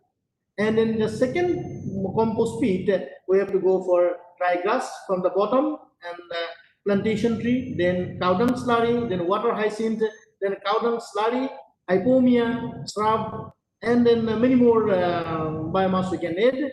And then finally we can add dry cow dung and vegetable waste. And in case of vermicompost, starting from the bottom, then pebbles, but we have to be very, very specific about the thickness of these pebbles, then sand, soils, then compost with worms, then grass mulches. Okay. So how to prepare? So there is a preparation method. So we need to make a set of size about 25 feet by 12 feet by 8 feet, is to be constructed in bamboo or wooden frame with thatch or asbestos, and 3 concrete tanks of size 3 feet wide, as you can see here in the figure, then 1.5 meter, 1.5 feet height, and variable length. So length is our choice. You can extend if based on the capacity what we are looking for. Then we can make pre-compost, vermicompost, compost, and vermicompost pits. So as you can see, this guy is busy with chopping the banana trees and water hyacinth, grass, vegetable waste, and this need to keep in the first pit for about 7 to 10 days, and then we need to sprinkle slurry or cow dung water to be done to facilitate the decomposition, what you can see in the next figure. And here, this pre-compost tank, the earlier material has to be transferred to the composting tank in layers, and water need to be sprinkled to keep moisture level at 60 to 80%. After 20 to 25 days, these composted materials are to be transferred to the vermicomposting unit, and also we need to maintain the required quality of earth farm for activity. So now, as you can see, so this vermicompost pit is covered by dry haze. Regulatory amount of water need to be sprinkled, and then this unit will be ready for harvesting after 30 days. So total number of days for the entire operation will be about 3 months, so 90 days. And this guy is really busy with segregating this compost, and then there has to be stored in the shed. And finally, we can do the packaging and labeling for proper marketing. So this technology will be a very good technology for as far as rural development is concerned. So we can have the biogas plant, we can generate gas, and then as a byproduct, we can get a very good quality fertilizer, which is compatible with our commercially available fertilizer. But we need to maintain some kind of precautions, like need to be protected from the direct sunlight, this vermicompost, and need to maintain moisture content of about 60 to 80%. Need to protect from ants, rats, and birds. There's no vermis may, if vermis are not there, means no productivity will be very, very less. So we have to be very careful about that. Need to maintain carbon nitrogen ratio, as mentioned, it is 30:1, and temperature should be within 12 to 29 degrees C, and pH need to be maintained at 6.5 to 7.5 in a neutral range. And just for a large-scale vermicompost project, if someone interested for this kind of project, then of course he can go for it. So this data will be helpful for setting up this kind of or large vermicompost projects. So for example, for processing 125 to 150 tonnage of organic waste per month to yield 50 to 55 tonnage of dry vermicompost, 1,000 kg of earthworms or 10 to 12 lakhs adult earthworms are required. The work can be initiated within 7 lakhs of earthworm that works on organic waste. So this data may be applied for making a large vermicompost. And also, I would like to share something about biogas solar thermal hybrid system, which is a case study. So major components involved with the biogas plants to be operated with an input of 300 kg cow dung daily and one 5 HP dual fuel engine. And initially it started with 100% diesel fuel, and then subsequently this engine switched to dual fuel mode with fuel ratio 80% biogas and 20% diesel. And a flatbed collector is installed on the roof, and it supplies about per day at 60 degrees C, and insulating water storage tank placed over the building connected to the solar collector. And this biogas type was KVAC type, and capacity was 12 cubic meter per day. This biogas from the plant is taken to a milk sealing center through GI pipes. So what was the outcome? With the successful commissioning of this plant, the milk cooperative society has become economically viable, and milk producing farmers of the area are earning well. So combination of two renewable energy systems like biogas plus solar thermal has proved a boon for remote village. Thus, the configuration of the systems can be seen here. So one flatbed collector, biogas is coming, and then that will be fitted to a dual fuel engine. Okay, diesel is required because it's a dual fuel engine, and then this sealing unit is operated. So that way, this is a very sustainable system which can be applied directly in the rural villages. And let us pay attention about some of the economics of family-sized biogas plant.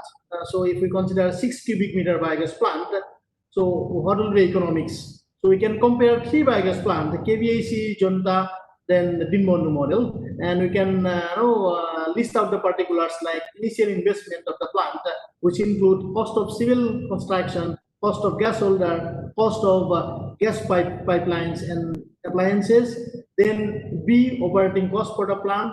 Maybe no, sometimes these dungs can be used as manure, and sometimes it can be used as fuel. And then annual income from the biogas plant. Then that includes income from biogas in terms of LPG, then income from manure, and then finally profitability and payback period. So if we compare these three, then from that it can be seen that this payback period for KVAC is about 6.25 years of the same capacity, and Junta is about 3.75, and in case of Dinmondu, it's about 3 years. So that way, Dinmondu model is very, very efficient. But when we scale it up, then no configuration will be different. Yeah. Sorry to intervene, Dr. Kalita.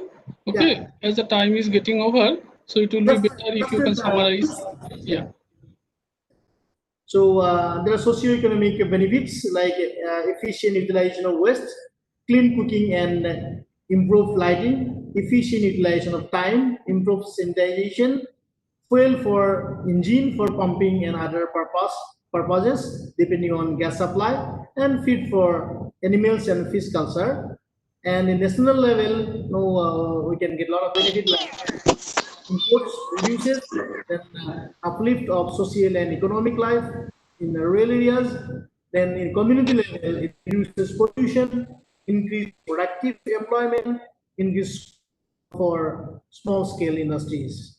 So as far as challenges are concerned, challenges are like cleaning. So as you can say, if we clean the carbon dioxide, we can increase the calorific value from 24 to 36. And if we compare the calorific value of natural gas, it's about 39 megajoule per cubic meter, which is very close to each other. So if we clean it, then of course we need a compression system and then storage of biogas and bottling. So these are the challenges. So I'll summarize what we have discussed today in this presentation. So through these presentations, we have demonstrated how this AD technology is helpful for rural development in sustainable way. Biogas produced is a green replacement of unprocessed fuels like fuel wood, tankex, crop residues, etc. And this biogas technology has the potential to meet the energy requirements in rural areas and also counter the effects of reckless burning of biomass resources. Of course, this nitrogen-rich compost indirectly reduces the cost associated with use of fertilizers and increased income for the farmer. Being relatively clean cooking fuels, biogas reduces the health risk associated with conventional solar.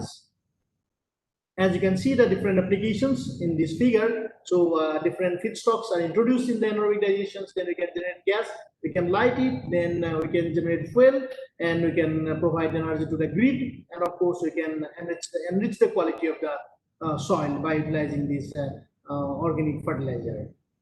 So thank you very much for your attention. Let me know how do you see the prospects of biogas technology in your place, and don't hesitate to email me at ponkosk@iitc.ac.in. Thank you very much. Namaste. Thank you, Professor Kalita, for this nice presentation. So it was very much informative and with full of scientific data. Yeah. So Dr. Kalita has already covered a different dimension of biogas production, its utilization, and how we can start biogas plant production in small scale and large scale. So it was very informative presentation, and I think the audience will be very much benefited. And who is particularly the researchers who are really interested in this particular domain, it is very much beneficial with full of information. So thank you, Dr. Kalita, for this wonderful Thank you very much, presentation. Professor Kamagarji. Thank you. Thank you, Professor Kalita sir. Kalita sir, there is one question from one Yeah, participant. please. Can I use pig manure for biogas? Pig manure, For biogas? as well, of course we can use it, but we need to characterize it first. The necessary, that composition has to be met, because see, when we use biogas, so we use 50% solid and 50% liquid, it's water. So we need to see what will be the total solid content, and accordingly you can decide the quantity of water to be added, and if required, we can add other element to maintain this carbon nitrogen ratio. Thank you very much, sir. Yeah, you're welcome. Any other questions from the participant? You can unmute and you can ask. I think there's no any questions. Thank you very much, sir. Okay, you're welcome. Thank you very much. So,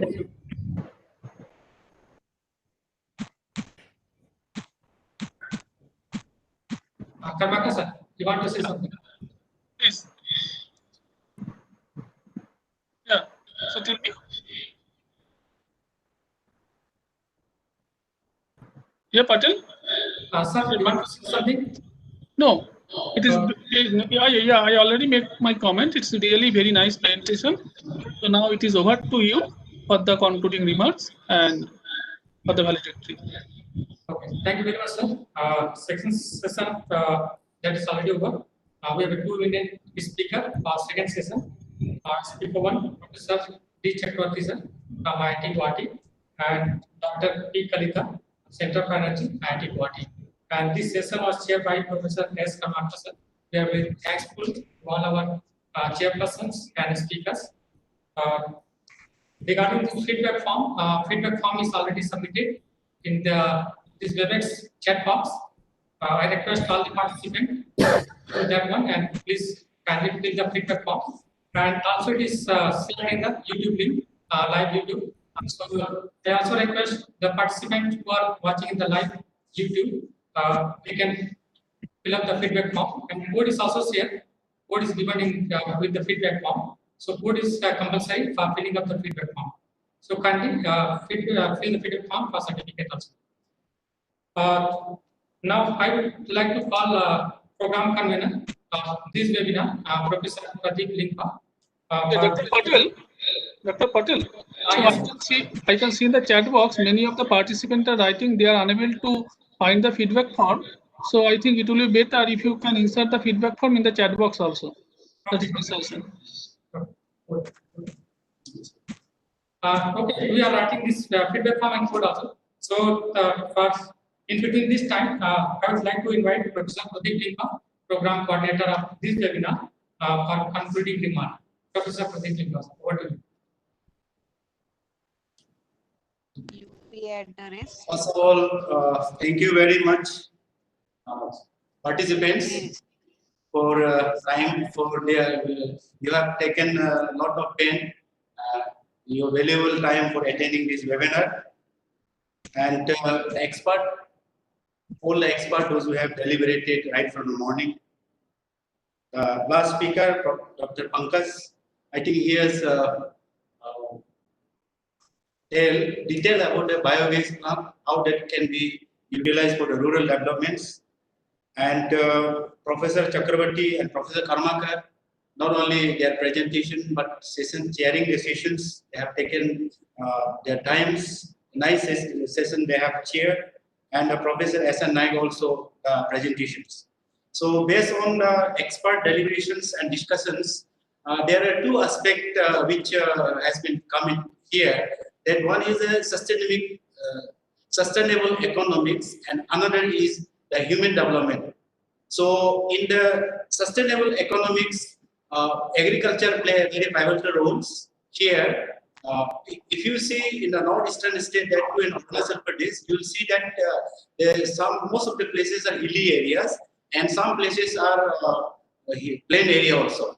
So in the plain area also, the kind of organic farmings, and in hilly areas, the Zoom type of cultivation, because zooming is very much famous in the northeast, that too in Arunachal Pradesh. Zoom is a kind of shifting cultivation type of things. And that is one aspect. Researcher and scientist has to come an appropriate technology, how the tools and equipment which are used by the cultivators in the zooming or in the plain areas, how that can be improved. So that is one aspect. Then another aspect is the ergonomics, where Professor Karmakar and Professor Chakravarti has widely discussed the tools and equipment, the ergonomics, because ergonomic plays a very important role. So that will not only increase the productivity, but will make the cultivator or the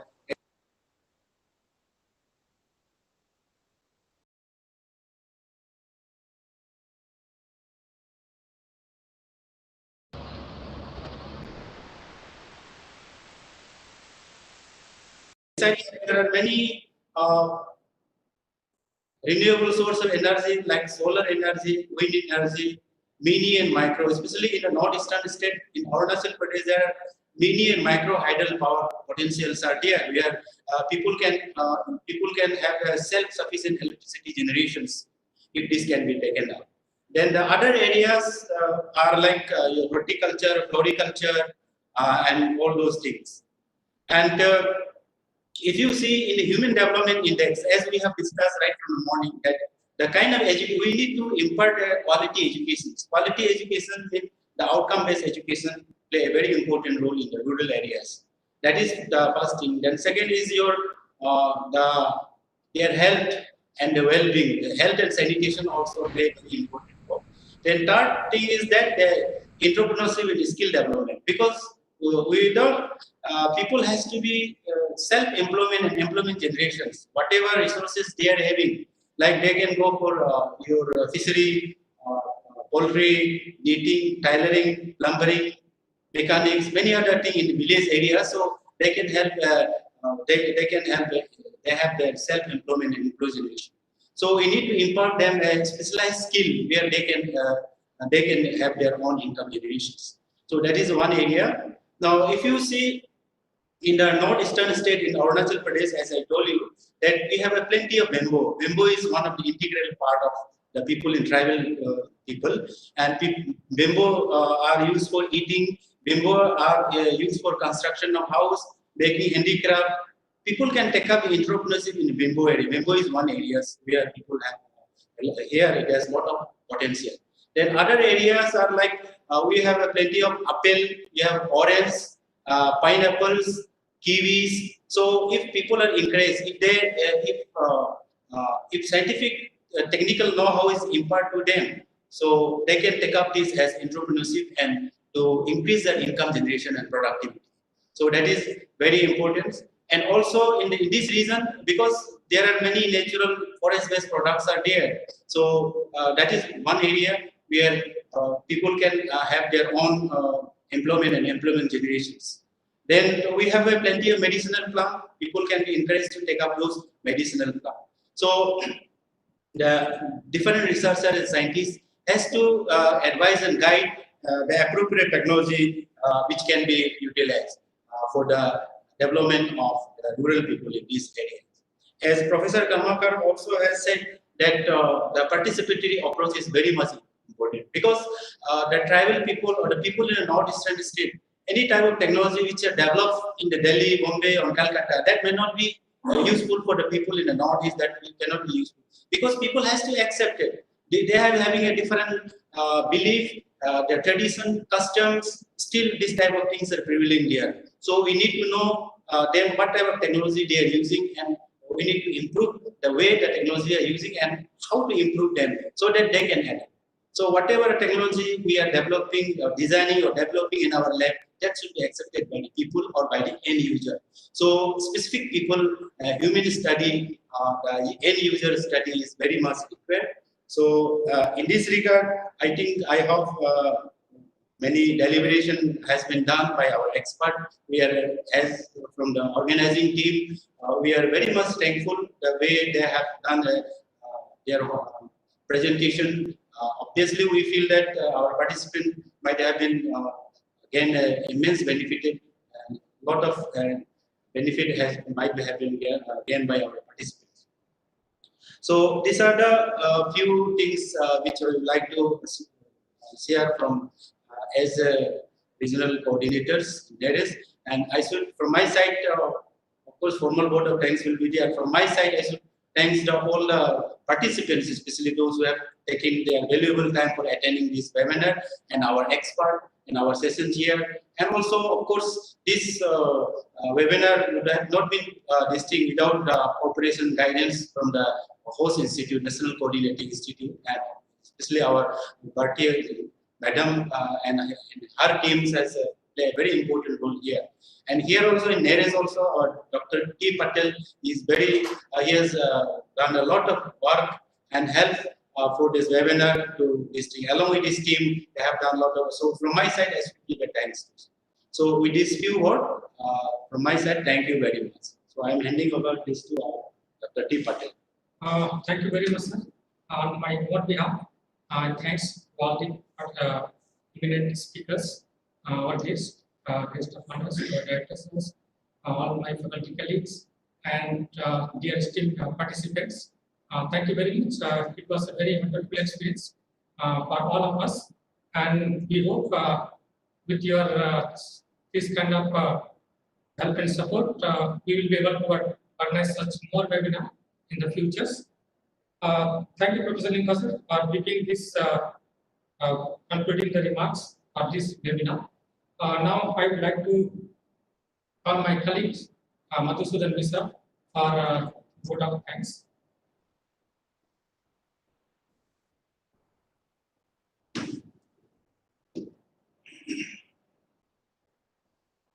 Thank you very much. So, very good evening to you all. On behalf of organizing committee, I really feel privileged and honored today to deliver a vote of thanks in this valedictory session of National Webinar on Technological Integration for Rural Development, organized by Unnat Bharat Abhiyan, NERIST, Arunachal Pradesh, and hosted by National Coordinating Institute, Indian Institute of Technology, Delhi. At the outset, on behalf of organizing committee, I take this opportunity to extend a sincere thanks to the chief guest of this function, Professor Anil D. Saharsabuddhe Sir, Chairman AICT New Delhi, for accepting our invitation to grace the occasion in spite of his busy schedule. It was our pleasure to have the guest of honor, Professor V.K. Vijaya Sir, National Coordinator UBA, IIT Delhi. We extend a heartfelt thanks to him for accepting our invitation and enlightening us. Our sincere thanks goes to Professor H.S. Yadav, Director NERIST, and also the patron of this national webinar. We would like to convey our gratitude to him for extending all kinds of supports required to make this event successful. We would like to convey our sincere thanks to Professor Pradeep Linkasar, Regional Coordinator UBA NERIST, for extending generous support and wonderful guidance towards conducting this national webinar efficiently and smoothly. Dr. Thaneswar Patel Sir, the Coordinator UBA NERIST, deserves a special appreciation for his meticulous efforts and dedication in coordinating and making this event successful.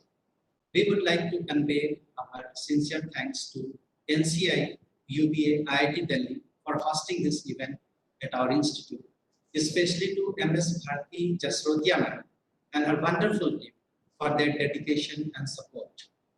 A wholehearted thanks to today's resource persons and technical session chairs, especially Professor S. Karmakar sir, Department of Design, IIT. Professor S. N. Nayak sir, Center for Rural Development and Technology, IIT Delhi.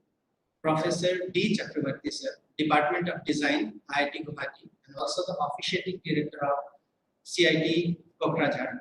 Professor P. Kalita sir, Center for Energy, IIT Guwahati. Thank you, sirs, for accepting our invitations and sharing your valuable, vast knowledge and experiences with all. We also thank the support received from Sri M.K. Kadir sir, Registrar NERIST, for his wonderful administrative support. Special thanks are due to the Education Cell Head Sri Pradeep Kampus sir and his team. Sincere thanks to the participants and other delegates for their zeal and interest in this webinar that really encouraged us and felt a great sense of satisfaction. Thanks for taking up all the pain to turn up for this program.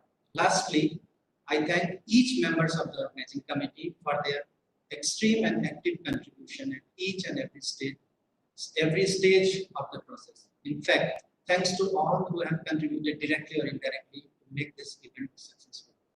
Thank you, one and all. So now I'm handing over this to Professor Pradesh. Thank you very much, Madhusudhan, for giving a vote of thanks. Regarding this, some of the participants they are asking code is same for this feedback form. So I would like to tell them the code is same for feedback form. You have to feed the same code for everyone. And I hope all of you got your feedback form. If there is any issue regarding this feedback form, you can text us or you can email us. Okay. So Thank you, Professor Lingfa, Dr. Patel, and your colleague. I forgot his name. Sorry for that. Sorry? Yeah. Okay. So thank you all for giving the opportunity to present on this wonderful session and also on this national level webinar. So we are really thankful to you. thank you very much. Thank you all. All your supports. We are looking to the kind of support in future also. Thank you very much. Thank you all. Thank you, everybody. Professor Karmakar sir. Thank you very much. Bharti madam, now we can close the session.